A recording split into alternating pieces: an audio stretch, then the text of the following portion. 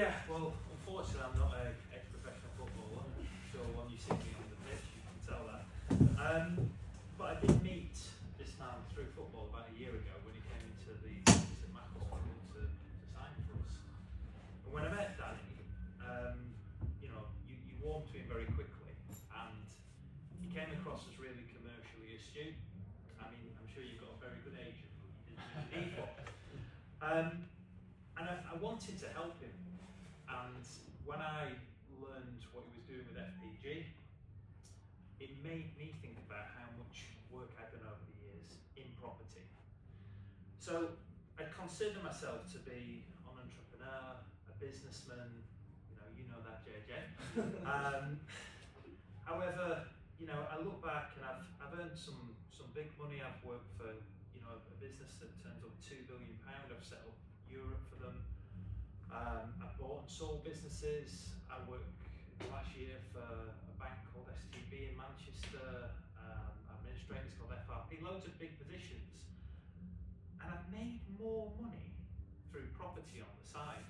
Very similar to yourself, your story. And it all came from really, like, you talk about footballers having that drive. I was brought up in Rochdale, and I wanted to kind of earn, do better, have things. And when I was growing up, I got a decent job at 16, working at Carcraft, selling cars when I shouldn't have been, because you're meant to be 18 to sell finance, but I was doing it at 16. And I basically decided at 18 to go to university, just do a business and sports degree. Sports had to keep me sane, the business, because I didn't really know what I wanted to do. But I looked at what the rents were, and it was like 50, 60 quid a week back then. And I was thinking, well, why am I paying that? When a terraced house is 40 grand. So I used my student loan, which was about 3.5 grand, for a deposit on a house. And over the next year, I used to travel into uni, which was about an hour. I did the house up as best as I could. Fit the kitchen, fit the bathroom, did it myself, learnt as you did, Andy, which is basically sometimes like you say, you want to learn on the cheapest thing, so when you get it wrong, it's a cheap kitchen, cheap bathroom, you've ruined.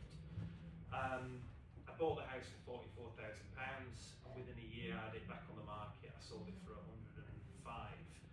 And when you're 19, 20, you're a student, and you make 50 grand, probably somewhere like that in a year. It's massive.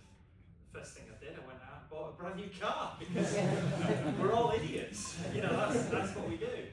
So I bought the car, but the car was only about 15 grand. And then I bought another house in Rochdale, which was a bungalow, a lot bigger, with a lot more that needed doing. And I paid 118, something like that. And we probably spent 2 years, me and my wife, doing it up. We got more tradespeople in, because some of the things I'd learned I was good at, and some I definitely weren't. I was great at demolition. I was great at kind of probably kitchens and bathrooms, because that's the industry that I was working in at that point. But electrics, I set fire to the house at one point, so I just gave them a miss. Sold that in about 2 years after, and we sold it for 160 something. So we made about, probably after all the work, probably about 25, 30 grand, but it was still a considerable amount to what I was earning. I think I was earning 18 grand at that point, so I was doubling what I was earning. And it's that kind of thing that allows you, we were able as a couple to go on more holidays, have nicer things, and do nice things. And we did probably about 3 or 4 more houses then in Rochdale to the age of 26, when I was skimming the ceiling and my wife walked in and told me she was pregnant. We hadn't planned it, and I don't know, I kind of had a bit of a semi-nervous breakdown, because I was expanding. We were almost kind of stretched, because we're in a house, we were buying another one off plan. We had one we were doing up to sell and one we were currently renting, so I was pretty maxed out, and I didn't have a massive income at this point, but I'd just done it organically through doing the next one, very similar to yourself. And I don't know, I just fell off, and I'm just selling everything, because I just need to be more secure. I need more money in the bank, and if something went wrong with work, then I want to have some money for my kid, kind of thing. So I kind of got out of property for a while, apart from the house we lived in, and I concentrated on work. And it wasn't till when I got got to 30 and I moved from Rochdale to Wilmslow because work went okay. And I basically changed my perception of the way that I looked at property again. So by the time I was 30, I was earning six figures, good six figures. I had my own business. It was doing 10 million quid. I had a great lifestyle. But with a similarity to footballers and what you were saying, Duffy, is you spend it. I consider that to be, well, I call that rich. You're earning good money, you have nice things. You buy a Rolex, you go on holiday 2-3 times, you buy nice clothes, you do that, but you're still living almost paycheck to paycheck. If your paycheck changes, you're not as rich and you can't do the things. What I learned when I moved to Wilmslow, I met all these people that I considered to be wealthy. They didn't have to work, or they had assets that were creating passive income for them. So they didn't need to go out every day. And if something happened with their job, they could still have the same lifestyle. And it took me till 30 to kind of realise this. So you're winning that, because I'm telling you, I know you're under 30. And I started to speak to them all, and they became a new network of friends, and some of them business partners. And I got chatting with them, and the one thing they all had in common is they're either car dealers at some point, but they'd all got involved in property. Now, it might be commercial, it might be residential, it could be student accommodation, whatever it was, that was the thing that went through all of them, was property. And like I say, it put them all in a position where they had a less stressful life. I've always been one of those people, up until that age, I was maxing everything to grow, to be better, to be bigger, to be faster, have more businesses, have bigger things. And I looked at these people and I'm thinking, oh God, they've got better hairlines than me, you know what I mean? They're having a great time and they're 10 years older.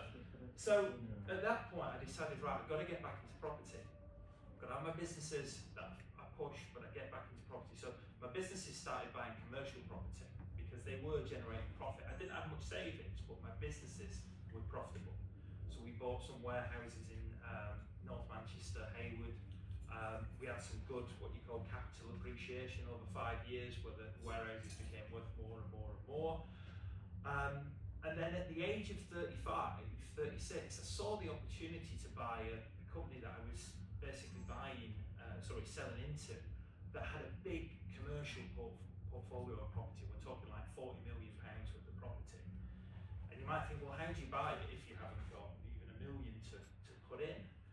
So I managed, like anything in life, I don't think you make your money selling it, you make your money buying it, Brian. And I managed to identify that all the buildings and commercial property was undervalued by the business. The business wasn't making great money, so the owners were quite unhappy. So they had all this property and they didn't have a lot of income coming from it. So I approached them and said, can I structure a deal with me and my business partner where we can do it over 5 years? And they agreed. So what it meant was I could take all of the property, could decide what I was going to keep, I could market some of the property, and then I could basically use the income I get from selling that to pay them over a 5-year period. It was an extremely difficult 5 years because I had to PG my house to do it, and I had a lot of hassle because I had to keep them all rented because I couldn't afford to pay the rent, I couldn't afford to pay the taxes on them if they were empty and things like that. So it was a bit crazy. And this was when I discovered having the right kind of financial partner was such a big thing, and having someone who has a little bit of common sense.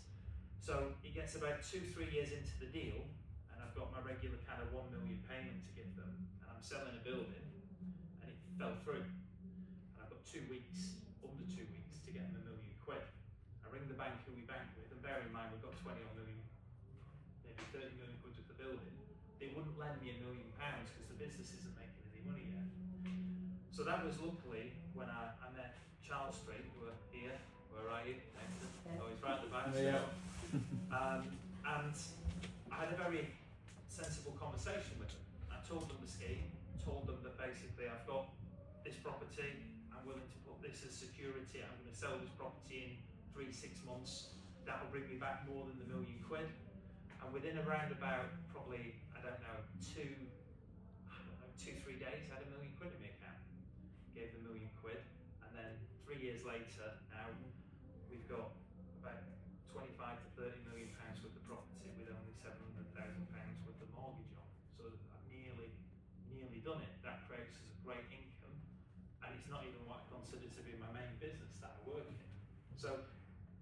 now consider myself to be wealthy because I've got something to fall back on if anything happens in life, and I've got something that's giving me income all the time, and I've also got something that probably every 10 years is going to increase in value by 50, 60, 70%, something like that, because that's what happens. So, you know, what I've kind of learned is it's really important that you buy well, and that's when you make your money, but you've also got to have the right finance available to allow you to go and take advantage of that. Because if you look at it from a commercial perspective, there's a lot of businesses with property that need cash at some point. You know, even growth brings cash flow issues sometimes. So they'll want to liquidate a warehouse, an office, or whatever. And sometimes it's about speed. It's not about getting the full market value for it. They just want the quick money. I know a couple at the moment in a kind of prolonged kind of house chain, and the dream house has fallen through twice, the purchase, because they can't sell their house, or their house sale has fallen. They would take, honestly, 20% less at this moment in time if someone just rocks up with cash. And that's why it's so important, like, you've done that, haven't you? 25% less for you. But that's why it's so important to have the right financial partner. As I've said, FpPG, we're going to partner with Charles Street, and probably together. Hello. And the reason being is because you can have a proper conversation with people, with humans, and you can get a really, good relationship going so that they understand your business, the way that you work. And if you're not, if you try and ring the bank now to get £1 million in 72 hours, one, you can't get through. Two, you don't know who they are. They don't know who you are. Three, it's going to take them a month to get a surveyor there. It just doesn't happen. So you need that kind of old school, traditional bank manager relationship where someone's going to back you and you can go forward. That's it, now.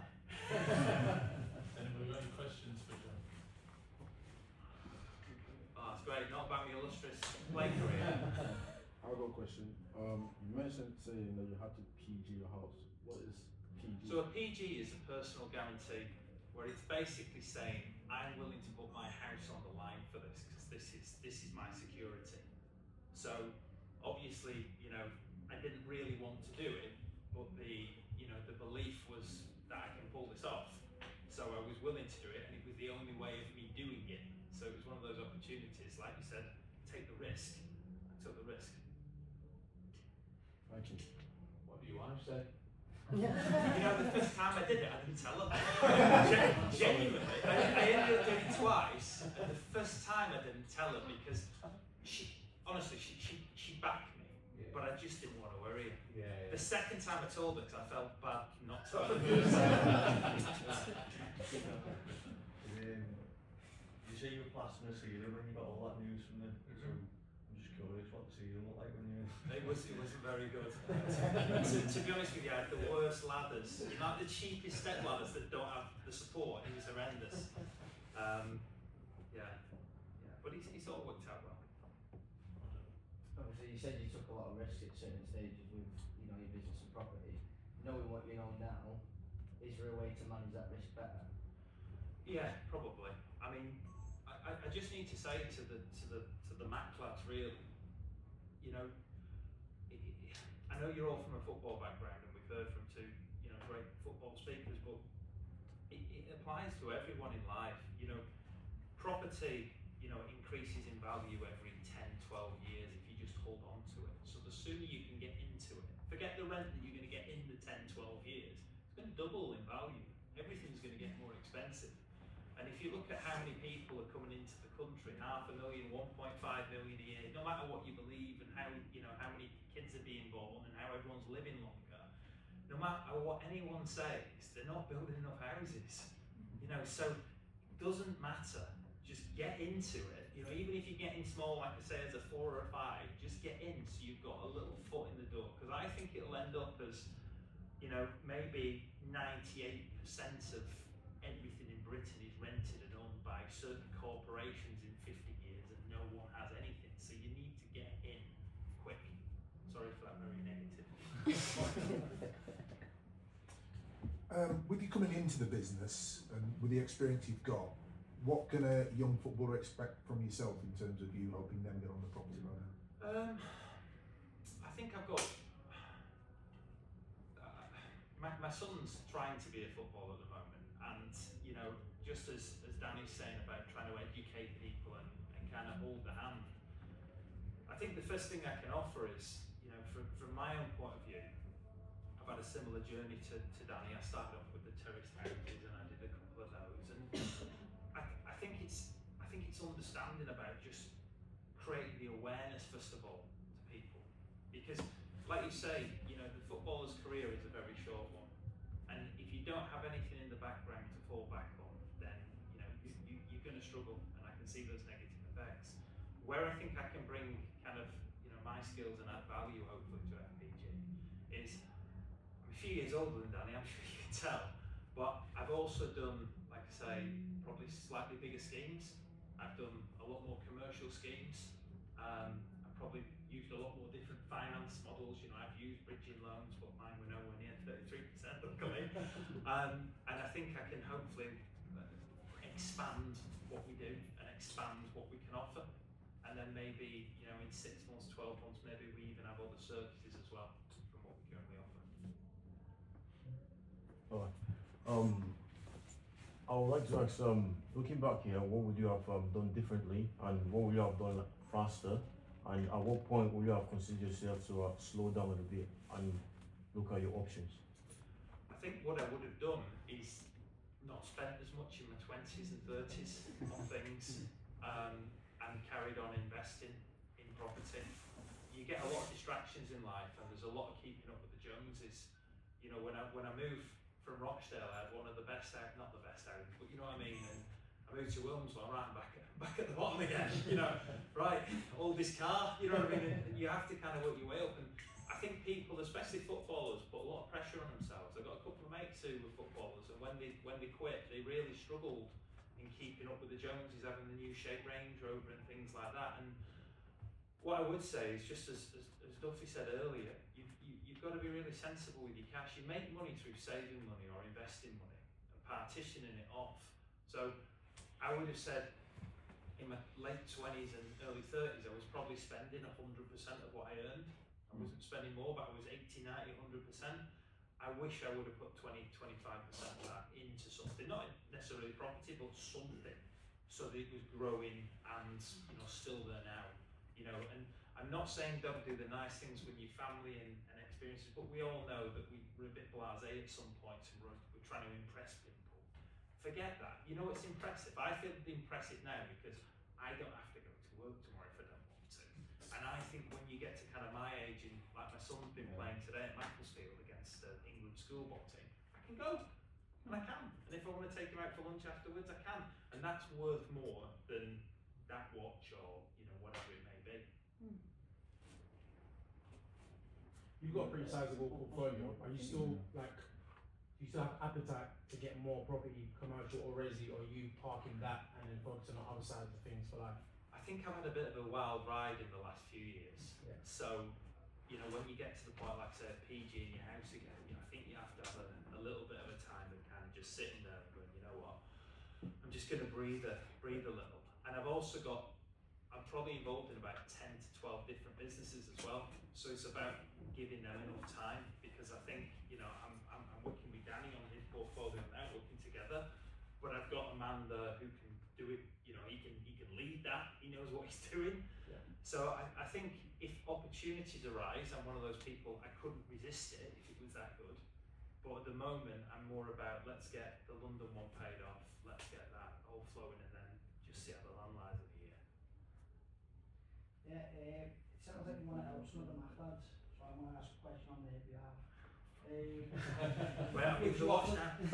would you offer them a better financing deal on a bridge if you wanted to Nathan? take a deal? Just throw that Nathan. It's always a talking point, always a talking point. Yeah, there's obviously that flexibility from a lender's point of view, that if you brought a deal to us that fit the right criteria, and we were competing with somebody else, then we're willing to support, obviously, Jonathan and Danny's business, and ensuring that supports their business, then yeah, we're always willing to look. Can't put a figure on it, no. Charles Street. So the part like together as a sister company. Yeah, it was the one I gave you 10.5 grand to. I didn't hear that. Has anyone got any further questions for John? No? Guys, I want to say thank you very much. Guys, I think we've gone ever so slightly over time. I want to say thank you all for coming. I really appreciate it. So thanks again.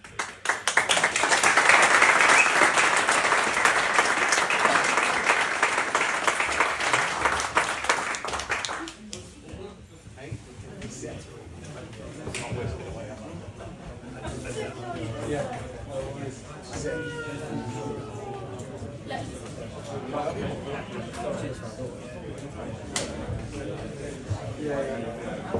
He said together we're going to get 10.5 grand.